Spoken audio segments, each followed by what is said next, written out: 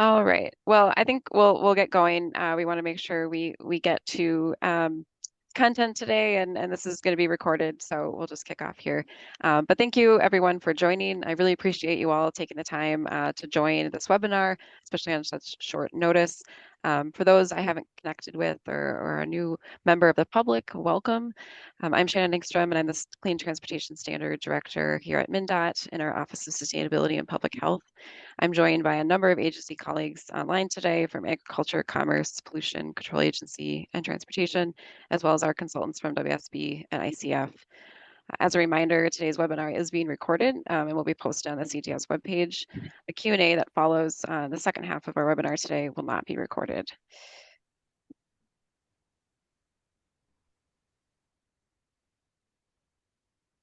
Sorry, I'm just trying to move to the next slide. It's just a little slow. So, Noelle, if you don't mind. All right, so for the agenda today, I'll spend just a few minutes situating us to the purpose and intent for today's webinar and a bit about upcoming events that we have planned. And then I'll hand over to Phil, our technical consultant, to do a deep dive on the fuel type today, which is ethanol. Again, we'll have 10 minutes at the end for Q&A and also 5 minutes held for public comment period. If you are a non-work group member or member of the public, please let us know in the chat if you'd like to make a comment at the end so we can allocate time for this. So a reminder that before we get started, a quick reminder on the work group charge and purpose of these webinars. The work group mandate, as outlined in the 2023 legislative session, is to develop recommendations for structuring a clean transportation standard that specifically needs to require an aggregate carbon intensity of transportation fuel supplied to Minnesota be reduced by at least 25% by 2030 compared to the 2018 baseline, 75% by 2040, and 100% by 2050.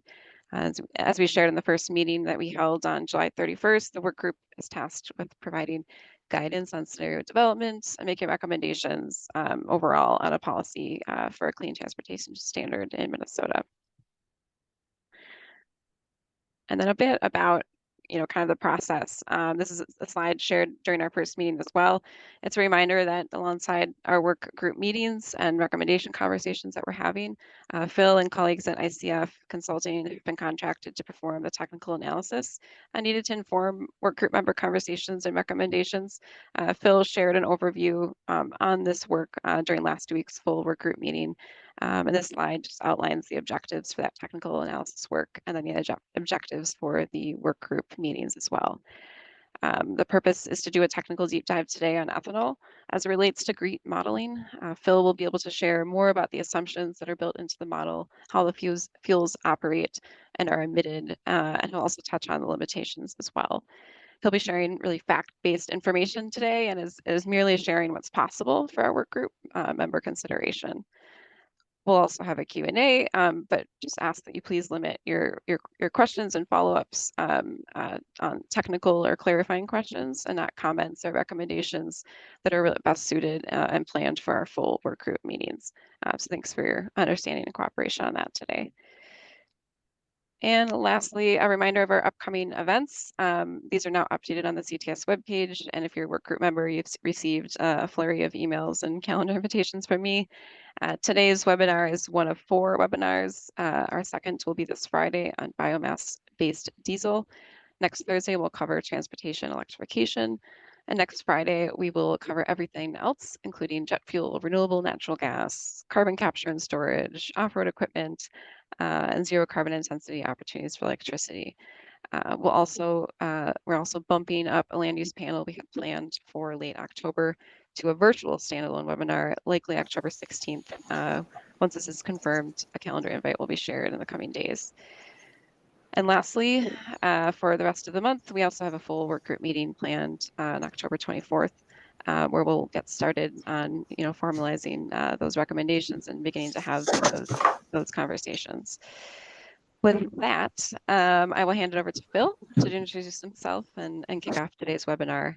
And again, a reminder to please add your questions to the chat. Phil, the floor is yours. Great. Thank you, Shannon. Thanks everybody for joining us this morning. I appreciate your attendance here. if you're having a problem hearing me, just turn on your camera and wave or interrupt me, please.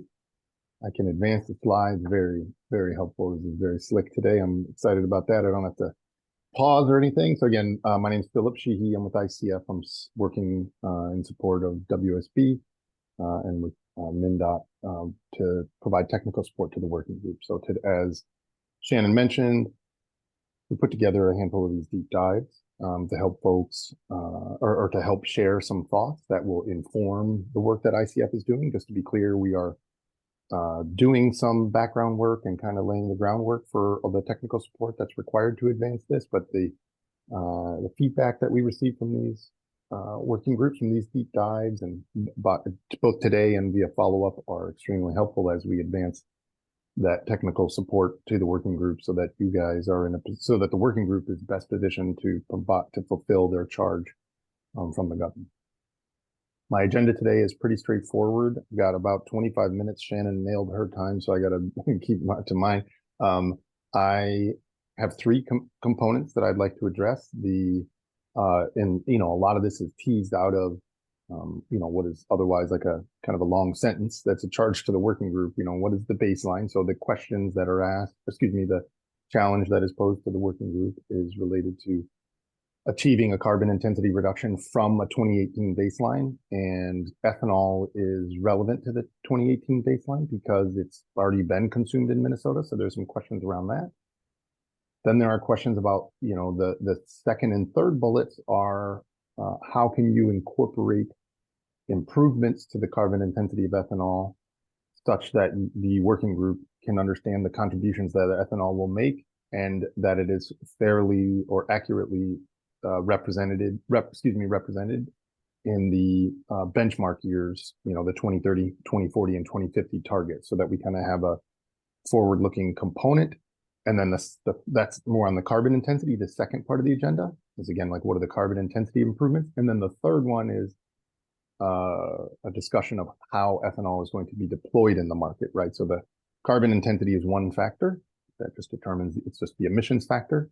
And then the last one, the ethanol deployment, kind of determines, or it influences how much is used in the market to help generate credits or achieve a standard. So that's the main thing in those two pieces. So I'll jump right into it. Oh, wow, that went fast. Hold on. You gotta go back. I jumped ahead many slides. Okay, I'm all the way back to where I started, and there we go. This good thing is recorded, so we can fumble around. We can watch me later fumble around this. It's good. So there are two. Again, this is just related to the 2018 baseline, right? So this is a question that the group ultimately will have to answer. Just to be clear, ICF will provide technical support around both of option 1 and option 2. I'm not asking, there's no, you're not missing a toggle or anything on your screen to select option 1 or option 2. This is just things that the working group needs to consider. When you're establishing a carbon intensity standard, the regulation is promulgated or operationalized with respect to a % reduction from some baseline year. In this case, the charge to the working group was explicit in that it's a 2018 baseline, right? So I can look back and determine how much ethanol was blended into the fuel market in Minnesota in 2018. Now, there are questions that need to be, the options that I'm presenting here, again, we will do our technical support for both option 1 and option 2, but you can do this a couple of different ways. You can account for all of the fuels in the baseline, which gets a little tricky, or you can kind of assume some baseline conditions that, I'll get into that in a minute. But in this case, option 1 is there's all gasoline in Minnesota, well, the majority, overwhelming majority of it is sold as E10. So it's a 10% blend by volume of ethanol with gasoline. Because of incentives and other policies that Minnesota has enacted, there's a pretty robust E85 market and a robust mid-level blends of ethanol market. This is not necessarily unique to Minnesota, but Minnesota is probably the most advanced state in the country with respect to ethanol blending. So the question is, do you account for all of other ethanol blends, you can see there's basically these blender pumps that have been deployed in Minnesota. At the end of 2018, there were about 340 deployed, and that enables the user to kind of decide the blend. And you can see that the most users were blending all the way up to E15. There are price advantages associated with these. Not all cars can handle E50 or E40. That's why those are so small. But you can see in the bottom corner here, the E15 is the overwhelming majority of how those blender pumps are used. So if you account for all that, it ticks up the baseline to about 10.2% blend rate of ethanol, right? So all of so the question is, do you just make it easy and say, hey, it's a 10% blend, or we have all the data to do this, just to be clear. But the other thing you could assume is that the baseline target for 2018 for fuels, for gasoline and fuels that substitute for gasoline, would be measured against what you would consider a 10.16% blend rate of ethanol, right? So it has a minor impact. I'm just like, these are operational questions or questions that need to be decided by the working group as to what you incorporate into the baseline. So I know this is small, but it can have it does have a material impact on like the grams per megajoule target, and then the associated, and then the reductions that are required from that moving forward. So that's all I'll say for that with respect to that 2018 baseline. Again, we have the data to do this. And this is really just related to the blend rate and what the target would be set, what the benchmark would be set at for gasoline and how much ethanol would be blended into it. Now, the carbon intensity of ethanol, so that's the first piece, is how much ethanol is blended into the fuel supply, right? I talked about that. That's just the fuel component. The other piece is the carbon intensity component in the baseline, I should say. So you see, I'm still on my baseline talk. You'll want to, like in this case, it's difficult to say exactly, going back to 2018, what the carbon intensity is of every facility that delivered ethanol into Minnesota in 2018. That's quite difficult without a tracking program in place. So it's easier to, you take a default CI value, a default carbon intensity value from GREET after modifying it accordingly based on assumptions for Minnesota. You're going to get somewhere around 50 grams per megajoule. We can talk about that, but that'll get you to around 50. And then it's somewhere between 50 and 60, right? I'm not giving you exact numbers because that's something we will provide later, but again, those are numbers that will come out of GREET based on what you would consider like the average gallon of ethanol delivered to Minnesota in 2018. So you're somewhere in the range of 50 to 60 grams per megajoule, let's say. But then the question that, I know that there's a separate working group around this, but the land use change adder that is applied to ethanol is relevant because that goes into the 2018 baseline, right? So, and all ethanol moving forward kind of includes that adder, right? That land use change adder. Today we don't need to decide, and the group doesn't need to decide, but we can just look to what other states have done. I'm just providing this as factual background. And I can give you like a ballpark of the penalty applied here, or not a penalty that makes it's the adder in terms of grams per megajoule that are incorporated into these other programs, right? So what other states have done? California, LCFS, they had an initial land use change number that was modified in 2015. So that's the only one I've included here. And they used I've got it. My next slide is decode some of these models. They use a GTAP model. They do all that in-house, the California LCFS, with some external support. So California's California Air Resources Board took that work in-house and published that in 2015. And that's the land use change adder that's applied to ethanol today, still, just to be clear. Oregon uses the same numbers from California, with the exception of ethanol. They use Argonne National Labs C Club model, and I'll talk to that in a second. Just by way, and then Washington ended up adopting. I say copied. That sounds a little pejorative, but they actually just emulated or took what California did and adopted that. So there are numbers there. And then British Columbia has a program. So we got I got my nice icons here. These go right up the west coast of the United States and into Canada. British Columbia assesses no penalty to ethanol used to ethanol produced from corn, just to kind of contrast these, right? So just in terms of numbers, the California adder for ethanol is around 20 grams per megajoule. Then the adder for Oregon is around 7. I think it's around 7 or 8, or maybe it's 9. I can't remember. I can get the exact numbers. Those I didn't want to focus on the numbers. I just more the process. And then Washington, obviously, the California, and then British Columbia is 0. You could see that, again, different models, different approaches yield different results. That's the main thing that I'm trying to communicate here. I'm not recommending any of these approaches, just to be clear. I'm just saying that this is something that needs to be incorporated into the 2018 baseline so that the working group can answer the questions about the feasibility and opportunities that would present themselves associated with achieving the 2030, 2040, and 2050 target, right? So that's why it's relevant. I'll just decode these things quickly. GTAP is the Global Trade Analysis Project. So it's basically using the GTAP bio model. You estimate a global market response associated with the increase of a particular agricultural product. You do that in the model, and then such as corn. So you grow more corn to accommodate higher use of a biofuel. That GTAP model kind of tracks the way that land use changes.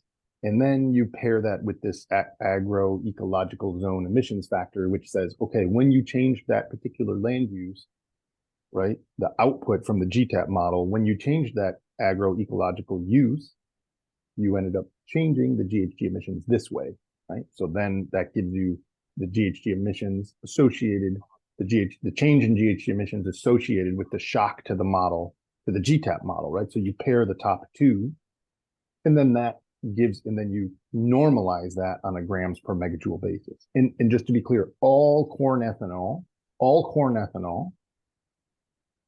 derived from corn has that land use change adder applied to it in those markets I just talked about, California, Oregon, and Washington.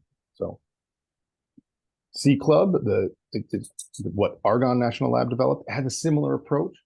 They have it's slightly, it's the same idea. It's just used with slightly different inputs, and they use different data. And again, it's updated annually as part of GREET, as part of their update to GREET, whereas again, California and Washington are referencing work that California did in 2015. Or even Oregon's C Club results are tied to, I believe it's their 2019, I can't remember, maybe 2016. I can double check on that. But it's so again, and we'll go into these land use change models in a separate webinar. I'm just presenting them here so that you understand that the land use change adder is relevant to the baseline, the main takeaway.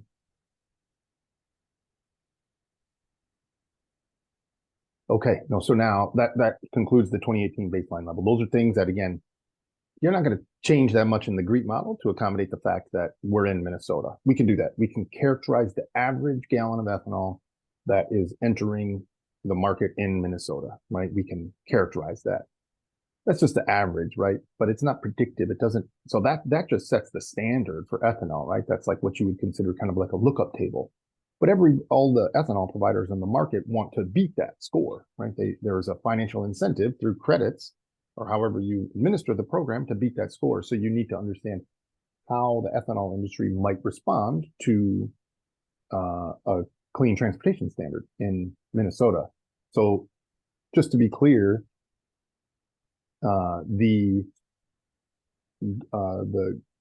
GREET can't answer that for us, right? So GREET can tell us, like, if I change X, Y, and Z, here's what the carbon intensity is. But GREET itself isn't going to predict how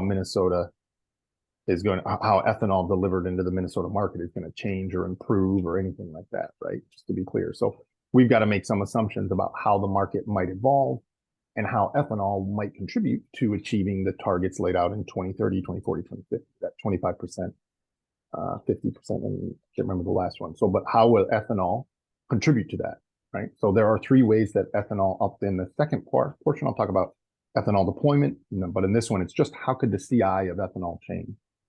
So we can go in and we can recognize that there are process efficiency improvements. There is an opportunity for climate smart agriculture. And then lastly, carbon capture and storage. And these are just in order of my preference. That these aren't in order of any priority or anything like that, just to be clear. If you want these reordered, then I'll send you the presentation and you can reorder it on your own, and that makes you feel better. So just to be clear, everything that I'm talking about in the following slide is exclusively related to this blue bar here, right? I am not talking about anything that would change the land use change adder, right? That is a global number that is applied to all corn ethanol. And again, that's up to the working group to decide and the regulator to implement all of those things. But the land use change adder is a global adder on a grams per megajoule basis that is applied to ethanol. If you make some climate smart ag improvements, that is unique to that project, and then it's adopted with it, and then it's taken out of this blue bucket. Because again, land use change is a global balance of land that's impacted by some shock to this model, right? It's not like you're not changing land use change, the universal land use change adder. I just want to be explicit about that. This green bar does not shrink in any of my subsequent slides. The working group can decide the height of this green bar, but it will not change as a function of these other things, just to be clear. So I'm just talking about the blue portion of this graph. It's a very simple graph, you can see, or my bar chart, my very fancy bar chart. So process efficiency, it's not that like sexy, but ethanol facilities, ethanol producers are like other industrial processes are good at achieving efficiency gains. In this case, they achieve about 1 to 2% improvement per year. You can see this ethanol CI from California is a good example.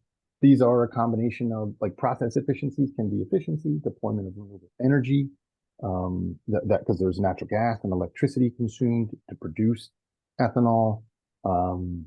There is some theoretical plateau for this, but again, you can see there's some feedstock things in here that, in this process efficiency, right, in this graph that you're seeing from California. But a lot of that is just facilities applying for a new CI based on improvements that they've adopted, right? And again, it gets you in that range of 1 to 2% improvement per year. It's not gangbusters, but again, it recognizes that the carbon intensity of ethanol is not a static number, and that the industry, especially in the face of a price signal, isn't motivated to improve. About 6 minutes here. I'm going to get through this quickly. The climate smart ag. Basically, this is a means by which you can go upstream to the farmer, where a farmer could implement changes in agronomic practices or best management practices that would yield a reduction, again, in that blue bar. So there's a lot of words here, but in essence, what we're trying to do is capture conservation practice standards, and then those would be monetized through GHG emission reductions, right? And so ICF did this work for the USDA in 2018, and again, for this work and for other work, we generally focus on 3 particular CPSs, the conservation practice standards, because they deliver the most bang for the buck, and that's kind of like the filter that we determine what would deliver the most GHG emission reductions at an attractive price. That's the residue and tillage management, nutrient management, and cover crops. Those 3, and if you did all 3 of those things, you kind of maximize those out, you end up reducing your carbon intensity by about 22%. Notice I didn't put a grams per megajoule on that because it depends on that stack that the emissions are associated with that blue bar I showed earlier, not the green bar. So that gets you a pretty substantial reduction, and you just need to decide at what rate this would be taken up, and there are implementation issues associated with this. But from a practical standpoint, again, we would just need to determine what is the likelihood of this being taken up and how would this be incorporated into the program, if at all. Just to be clear, if at all, this is an opportunity for ethanol. Next thing to help reduce the carbon intensity of ethanol, that is the focus of the investment community today, is carbon capture and storage. Ethanol production is attractive because it yields a pure carbon dioxide stream for carbon capture and storage. That's the reason that you see so much interest.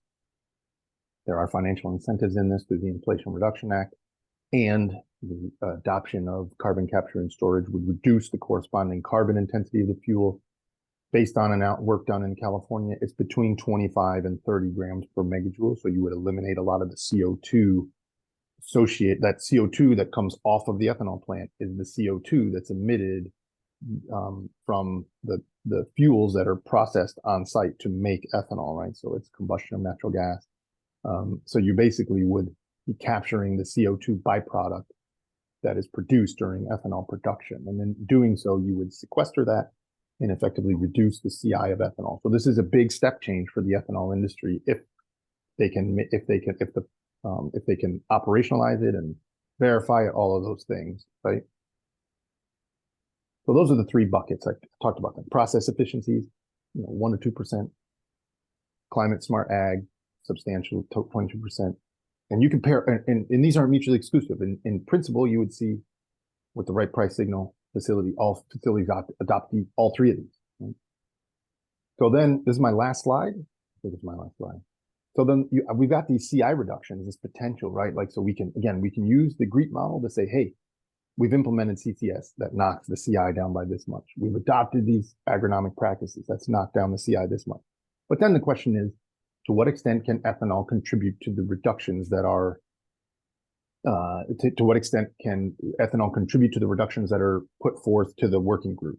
And that's a function of how much ethanol can be deployed, right? And in that case, it's, how much E15 is consumed, how much E85 is consumed.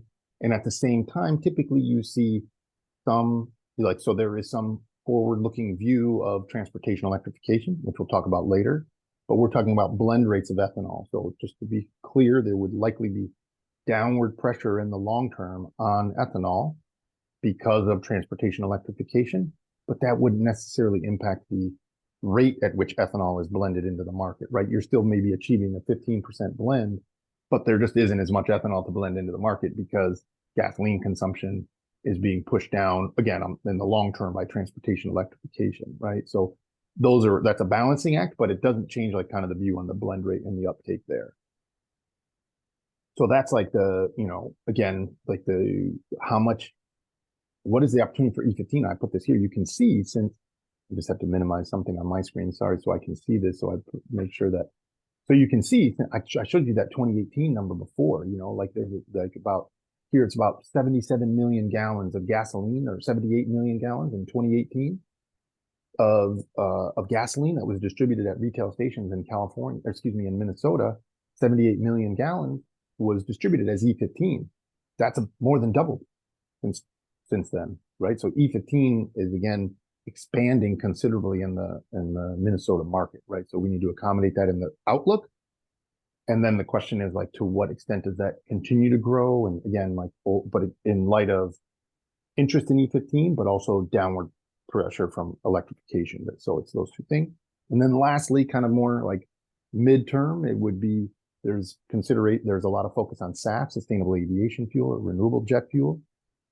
And the ethanol industry is, again, like, if you're just from a practical standpoint, if you face this threat of reduced consumption of ethanol as a result of displacement of gasoline, it's natural for the industry to look for other opportunities. And one of those is likely the use of ethanol to make sustainable aviation fuel.